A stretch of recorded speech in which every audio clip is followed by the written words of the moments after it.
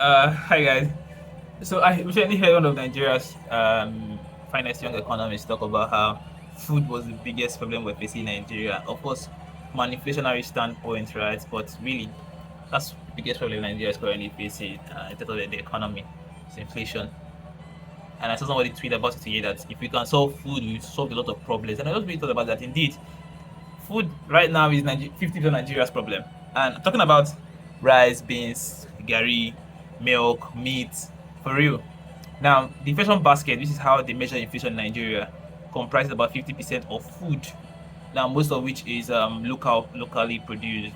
So yes, majority is locally produced. And then when you look at it for real, you realize that this is really what has been pushing inflation up. Inflation on its own for January, if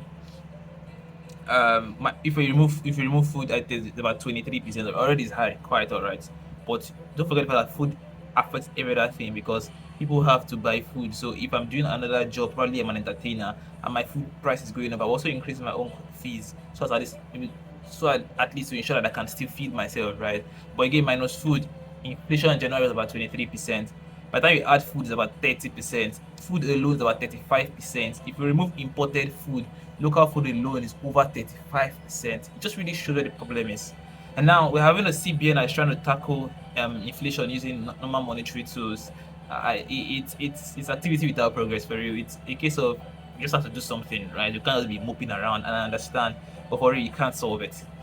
Majority of the cash in Nigeria is outside of the banks, so monetary policies, structural mechanism is limited. Basically, the effect of what CBN is doing is very much limited because most of the cash is outside the banks first and foremost.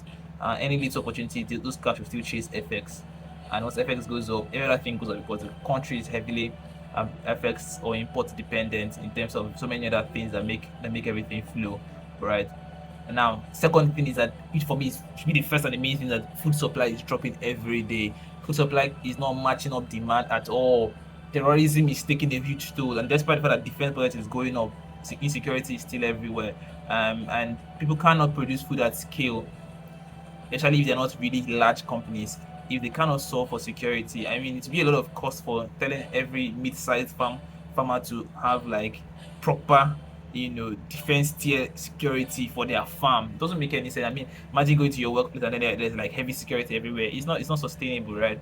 And until we do that, we cannot have farmers coming back and then producing at the proper scale to meet demand. And if that's not happening, lower supply and then other hiccups along distribution chains just simply means food prices keep going up, inflation keeps going up, and monetary mechanism will just really be limited in what it can really do. So solve food, save Nigerians.